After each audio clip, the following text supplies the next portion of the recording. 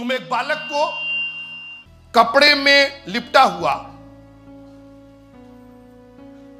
चरनी में पड़ा पाओगे, ये पता है। ये बताइए, ये कोई पता है? आपके घरों में बेबीज पैदा हुए होंगे, रिश्तेदार में, खानदान में, घर में। कितने लोग को आप बताए हैं या सुने हैं जो आपको बताए, अरे भाई डिलीवरी हुई है, कहां हुई है? तो मेडिकल कॉलेज चले जाइए। तो जाइएगा तो वहां पर एक जो बेबी होगा वो कपड़ा में लिपटा होगा, वही है। अरे कपड़ा में तो सभी लिपटा हुआ है, कौन प्लास्टिक में लपेटता है? बताइए। तुम्हारे लिए ये पता है कि वो कपड़े में लिपटा हुआ है। अरे बेबी पैदा हुआ है, वार्ड नंबर इतने में है, फ्लोर नंबर इतने पर है, चौथे मंजिल चले जाइएगा, 5वां कमरा है, 6वां बेड है, वहां बच्चा पड़ा हुआ है, मम्मी है बगल में, पापा है, मौसी है, मौसा है, सब है। पता क्या है? कपड़े में लिपटा हुआ है। क्या कपड़ा का क्या मतलब हुआ भाई? अच्छा, इसके पहले एक जगह और कपड़ा का जिक्र है। लिखा है कि मरियम ने अपना पैलौठा जना और कपड़े में लपेट करके चरनी में रखा। काय भाई, ये कौन सी बड़ी बात? इसको लिखने की क्या? देखिए, बाइबल में कोई भी बात बिना मकसद के नहीं लिखी गई है। एक एक नुक्ता और एक एक बिंदु का कोई ना कोई मतलब है। थोड़ी देर के लिए मैं आपका ध्यान इस कपड़े पर दिलाना चाहता हूं। तुम्हारे लिए ये सब लोग हैं मेरे साथ? कपड़े में लिपटा हुआ, कपड़े में लिपटा हुआ। ये कपड़ा है क्या? बागे अदन से परमेश्वर ने अपना कपड़ा दिया और शैतान उसको बदलना चाहता है, एक फेक कपड़ा देना चाहता है। लिखा है कि आदम और हवा नंगे थे पर लजाते ना थे। तो इसके मतलब नंगापन और लजाना एक साथ है? बिल्कुल है। तो अगर नंगे थे तो लजा क्यों नहीं रहे थे? इसलिए कि परमेश्वर की महिमा के कपड़े से ढके हुए थे। परमेश्वर की महिमा का कपड़ा। शैतान आए, बोले इसी को गड़बड़ा देते, परमेश्वर इस कपड़े को ही गड़बड़ा देते, कपड़ा उतरवा देते। सुनते रहिएगा। फल को दिखाया, जैसे ही फल खाए, आदम को खिलाया उन्होंने, पति को खिलाया, दोनों का कपड़ा उतर गया। जो महिमा का कपड़ा था, दोनों का कपड़ा उतर गया। और उन्होंने ये नहीं देखा कि तू काली हो गई, तू गोरी हो गई, तू मोटी हो गई, तू छोटी, नहीं। उन्होंने आपस में एक दूसरे का बोला, अरे हम लोग तो नंगे हैं। अरे अभी तक तो नंगे नहीं थे, वैसे ही थे। ये फल खाने के बाद क्या हुआ? आप रहिए मेरे साथ थोड़ी देर। ये नंगापन, परमेश्वर ने हमको ओरिजिनल कपड़ा पहनाया था। शरीर पर भले ये कपड़ा नहीं था, लेकिन परमेश्वर की महिमा से हम ढके हुए थे। और परमेश्वर कपड़े के प्रति इतना सेंसिटिव है, उसको कपड़ा चाहिए, सही कपड़ा चाहिए। इसीलिए उसने बागे अदन में कहा कि गाय गोरू को वो कपड़ा नहीं दिया। जितने जानवर और जितने पक्षी और जितने मछलियां बनाई, चाहे आकाश में, चाहे पृथ्वी पर और चाहे जल में, किसी को वो कपड़ा नहीं दिया। केवल आदम और हवा को दिया, केवल इंसान को दिया। और शैतान ने उसी कपड़े को गड़बड़ा करके रख दिया, नंगा कर दिया बागे अदन में। परमेश्वर को एक मेमना मारना पड़ा, उसके चमड़े का अंगरखा बनाया, उनको लपेटा। लेकिन बागे अदन के बाहर जाओगे,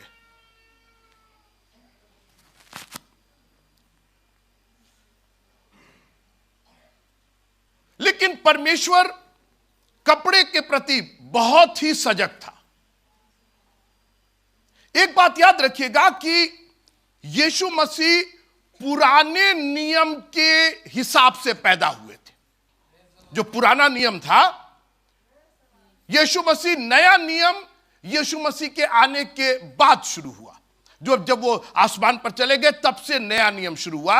यीशु मसीह पुराने नियम में। और इसीलिए आपको खुश होना चाहिए कि आप ऐसे चर्च में आते हैं जहां पुराने नियम की चर्चा होती है। बिना पुराना नियम समझे आप यीशु मसीह को समझ नहीं सकते। जब तक ABCD नहीं जानते, जब तक क ख ग घ नहीं जानेंगे, तब तक आप कोई सेंटेंस नहीं लिख सकते हैं। आप अपने पास्टर्स को, जिस चर्च में जाते हैं, आप चैलेंज कीजिए, बोलिए हमको ABCD सिखाइए, हमको नए नियम से सिखा, पुराने नियम से सिखाइए, हमको भविष्यवक्ताओं के बारे में बताइए। आगे बढ़ाते हैं बात को। इस्राएली लोग 430 साल तक मिस्री के गुलाम थे, हम लोग उस पर बात कर रहे हैं अभी। उनका छुटकारा हुआ, परमेश्वर ने उनको पहुंचाया कनान देश में। अब परमेश्वर ने कहा यहां मिस्र की व्यवस्था नहीं चलेगी, यहां मेरी व्यवस्था चलेगी। तो परमेश्वर ने व्यवस्था दी, और एक व्यवस्था उसमें थी लेवियों की व्यवस्था। लेवी कौन होते थे? जो लोगों के लिए परमेश्वर के सामने उपस्थित होते थे, वो विशेष होते थे, उनका अभिषेक होता था, वो उस गोत्र के होते थे, तमाम चीजें। और परमेश्वर ने कहा कि अब लेवियों की व्यवस्था हम दे रहे हैं, इस व्यवस्था पर काम होगा। मगर ये जितनी व्यवस्थाएं थी, ये सब किसी चीज के पूरा होने के लिए हो रही थी। पुराना नियम नए नियम की छाया था। यीशु मसीह पैदा होने वाले थे, पुराने नियम में सारा जिक्र उसका।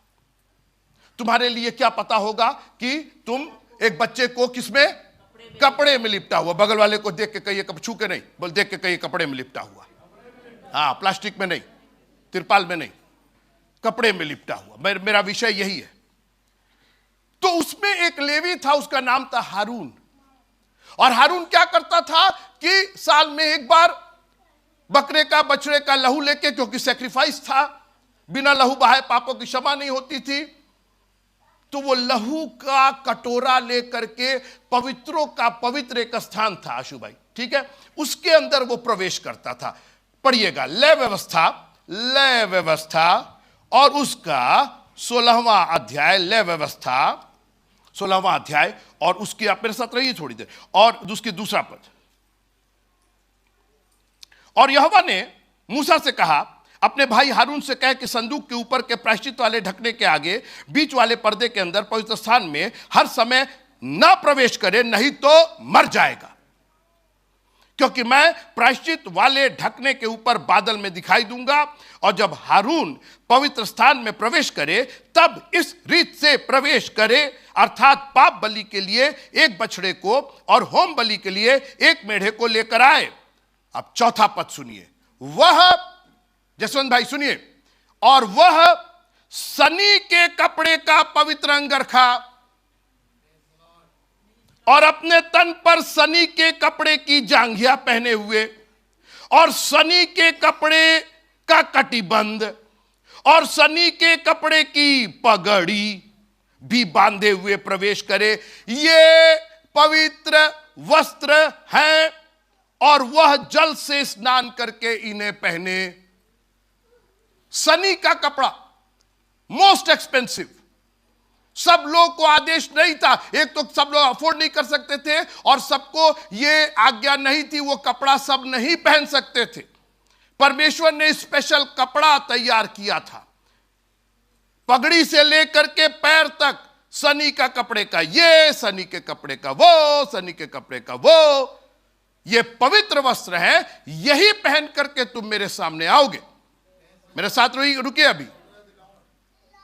वो लहू लेकर के जाता था, पूरी तरीके से वस्त्र, सनी का वस्त्र पहना रहता था, पवित्र वस्त्र था, छिड़काव करता था, जो बचता था वो लेकर के आता था, कांग्रेगेशन जो लोग थे उनके ऊपर छिड़कता था, तुम्हारे पापों की मुक्ति हो गई।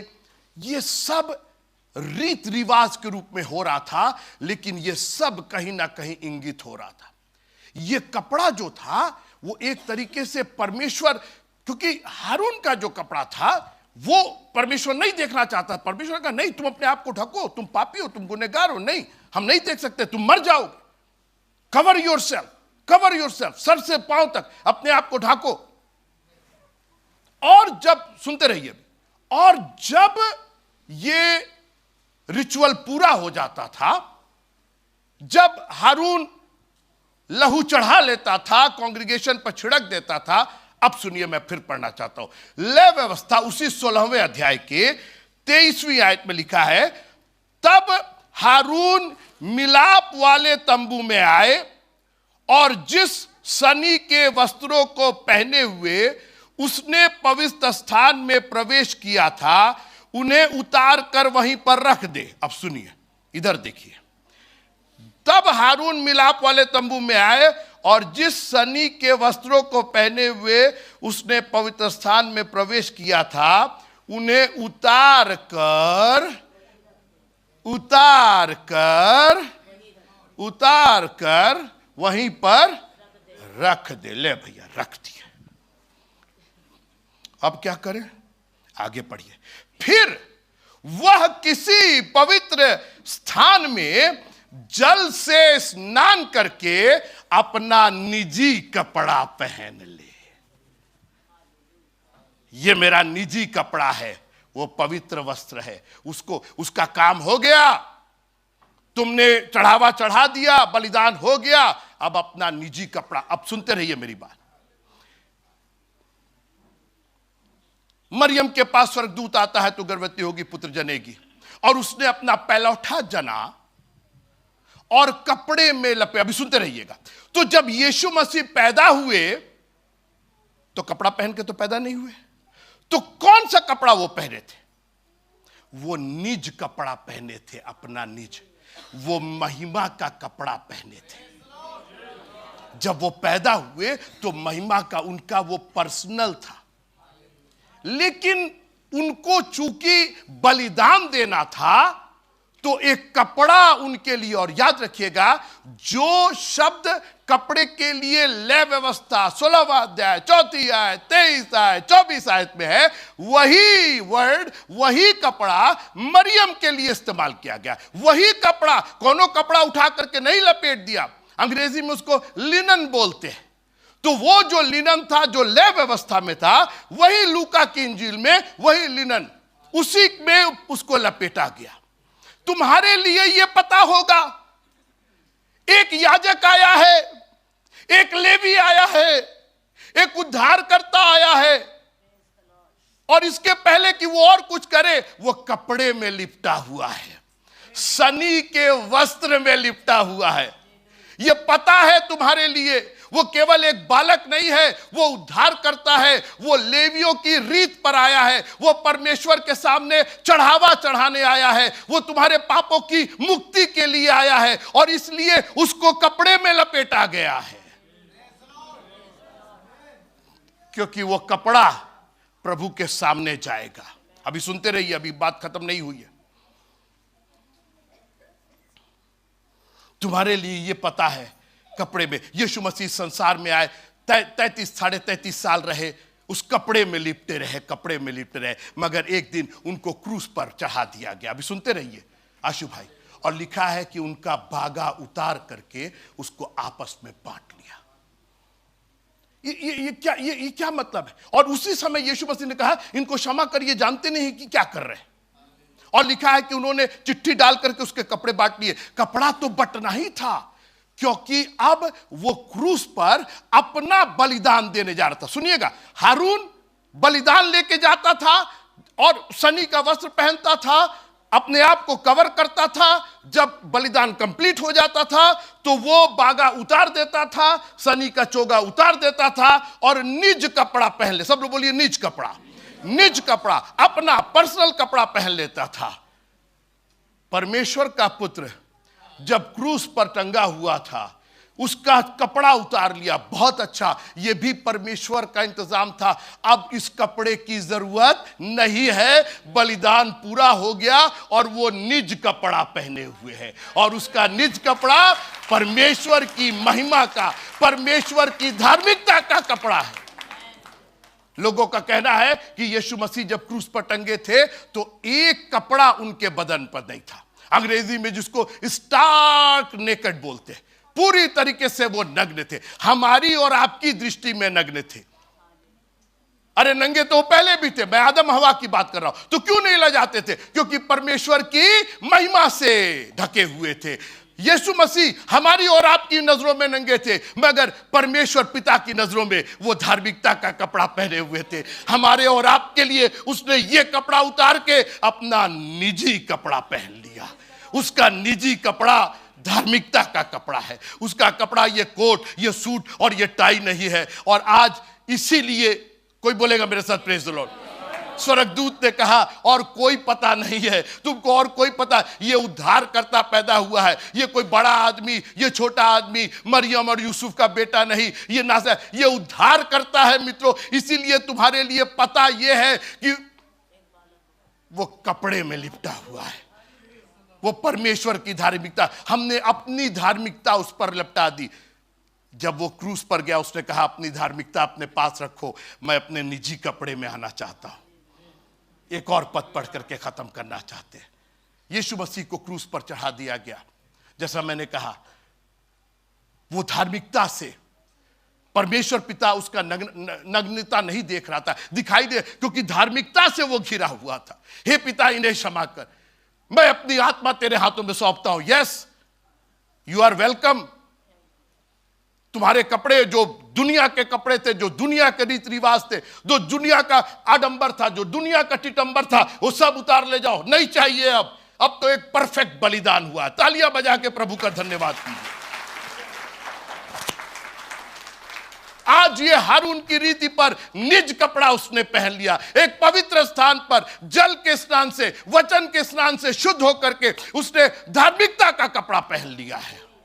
हमारा यीशु नंगा नहीं था वहां पर, हमारा यीशु परमेश्वर की धार्मिकता ओढ़े हुए था। हालेलुया। तुम्हारे लिए यह पता होगा कि आज दाऊद के नगर में तुम्हारे लिए उद्धारकर्ता पैदा हुआ है। चरनी में एक बालक है जो कपड़े में लिपटा हुआ है। यह कपड़ा मामूली कपड़ा नहीं था, यही तो बलिदान, यही तो पवित्रों के पवित्र स्थान में जाने का कपड़ा था। यीशु मसीह मर गए, दो उसके सीक्रेट मानने वाले, अरमतिया का यूसुफ और निकोदीमस, जो यीशु मसीह के पास पहले आया था, दोनों ने आकर के यीशु की लोथ मांग ली और सबसे पहला काम उन्होंने किया, एक चद्दर में लपेट दिया। ले भैया, अभी तो उतारे हो भाई, अभी तो मैंने महिमा का, अभी तो मैंने राइचियसनेस का, अभी तो मैंने रीत रिवाज आडंबर का सब, यहां कर्म कांड, ये करो वो करो, ये सब हटाया मैंने। आपने देखा ना, मसीहियों के पास कोई कर्म कांड नहीं, हम लोग कुछ ही यहां चढ़ाओ वहां चढ़ाओ, ये करो वहां पर फूल पत्ती, कुछ नहीं, जरूरत नहीं उसकी, क्योंकि वो महिमा परमेश्वर की महिमा है, हमको उसके पास जाना है। वो जिस चीज को पसंद करता है वही हमको चाहिए। तो उसकी लोथ को फिर चादर में लपेट दिया। मैं पढ़ना चाहता हूं लूका की इंजील उसका 23वां अध्याय, 23वां अध्याय और उसकी 52। उसने पिलातुस के पास जाकर यीशु की लोथ मांग ली और उसे उतार कर चादर में लपेटा और एक कब्र में रखा जो चट्टान में खोदी हुई थी। तो अब सुनिए मेरी बात, अब मेरी ओर देखिए। अब यीशु मसीह को फिर चादर में लपेट दिए। लेकिन आप बात समझिए, यीशु मसीह कोई एक बड़े काम के लिए, कोई चमत्कार करने से जी उठे नहीं, हमारे और आपके उद्धार के लिए आए। वो अपना एक अटोनमेंट, वो वाचा को पूरा करने आए थे, क्योंकि परमेश्वर ने जगत से ऐसा प्रेम किया कि उसने अपना इकलौता पुत्र दे दिया। हमने कहा आपसे, खोने में देर नहीं लगती है, पाने में जान देना पड़ता है। उसने जान दी है हमारे और आपके लिए। क्या कर रहे हो, फिर लपेट दिए तुम, फिर अपना रीत रिवाज, फिर अपना टिटंबर, फिर अपना आवरण। 3 दिन के बाद यीशु मसीह जी उठे और हम लोग सोचते हैं खाली कब्र, खाली कब्र। अब मैं पढ़ना चाहता हूं लूका की इंजील 24वां अध्याय और उसकी 12वीं आयत। तब पतरस उठकर कब्र पर दौड़ गया और झुककर कब्र पर दौड़ गया और झुककर केवल कपड़ा पड़ा हुआ देखा। अरे अरे अरे, अरे कपड़ा तो यही छोड़ गए हैं। तो वो पहन के क्या गए हैं? वो अपना निज कपड़ा पहन के गए हैं और उसका वो निज कपड़ा धार्मिकता है, परमेश्वर की धार्मिकता है। अब इस कपड़े की उसको जरूरत नहीं है। कितना लपेटोगे तुम, हर बार लपेटोगे, वो कपड़ा वहीं छोड़ देगा। तुम्हारे काम मैले और चिथड़ों के समान है। चिथड़ा जानते किसको कहते हैं? कपड़े को वाले को चिथड़ा बोलते हैं, चमड़े को चिथड़ा नहीं बोलते, कपड़े को। तुम्हारे काम मैले और चिथड़ों के समान है। तुम्हारे क्रियाक्रम किसी काम के नहीं है। उसने बलिदान को पूरा किया, परमेश्वर पिता को प्रसन्न किया, अपना ही लहू ला करके छिड़क दिया उसने, और जब सब पूरा हो गया एक जगह जा करके उसने वो कपड़े उतार दिए और अपना निजी कपड़ा पहन लिया। कोई बोलेगा मेरे साथ प्रेज़ द लॉर्ड। और वो निजी कपड़ा हमारे प्रभु यीशु मसीह की धार्मिकता है। तुम्हारे लिए ये पता है कि कपड़े में लिपटा हुआ, आज मैं आपसे निवेदन करना चाहता हूं, आप कहां भटक रहे हैं, क्यों नहीं उस पते पर चले जा रहे हैं? आज भी वो पता बिल्कुल सही पता है, आज भी यीशु का पता बिल्कुल सही पता है। हे बोझ से दबे और थके लोगों, मेरे पास आओ, मैं तुम्हें विश्राम दूंगा। वो बिल्कुल स्ट्रेट फॉरवर्ड आपसे बात कर रहा है, आपको बिल्कुल सीधी राह दिखा रहा है। हां, सकरी जरूर है मगर है बिल्कुल सीधी, वो अनंत जीवन को पहुंचाती है। आज वो अपना निजी कपड़ा धार्मिकता का, पवित्रता का, लिखा है कि धार्मिकता के खोजी बनो जिसके बगैर कोई किसी को, परमेश्वर को नहीं देख सकता है। आपके ये कपड़े बेकार हैं, आपके कर्मकांड के कपड़े बेकार हैं जब तक आप यीशु की धार्मिकता को अपने ऊपर ग्रहण नहीं करते। उसका लहू हमें सब पापों से शुद्ध करने में विश्वास योग्य हो। हमारा निजी कपड़ा जानते क्या है? हमारा निजी कपड़ा यीशु की धार्मिकता है, परमेश्वर की राइचियसनेस है। पूरी बात शानदार बाबा। आपका निजी कपड़ा, ये जो आप पहने हैं, ये निजी कपड़ा नहीं है। आपका निजी कपड़ा परमेश्वर की धार्मिकता है। हालेलुया। ओ प्रभु, तेरा धन्यवाद हो, तूने ऐसा कपड़ा पहनाया है हमें नंगे पर। हम नंगे जरूर है लेकिन लजाते नहीं है, क्योंकि तेरी महिमा से ढके हुए हैं। हम पापी जरूर हैं मगर शर्माते नहीं हैं, क्योंकि तेरी क्षमा से ढके हुए हैं, तेरे लहू बहाने से हम ढके हुए हैं। ओ रिबा शिंदा रावा रावा शादा रावा। Hallelujah. Oh victory victory victory in the blood of Jesus. Hallelujah hallelujah hallelujah. Thank you Jesus. थोड़ी देर के लिए उसका धन्यवाद कीजिए।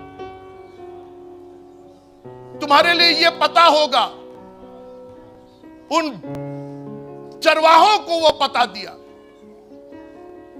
बुद्धिमानों को तो कोई पता नहीं दिया, तारा उनका पीछा करते रहे, मगर हम जैसे मूर्खों को चुना उसने ताकि उसकी धार्मिकता में कोई कमी ना आने पाए। आज हम और आप निहायत गरीब हो सकते हैं, निहायत पापी हो सकते हैं, मगर हम धार्मिकता से सराबोर हैं।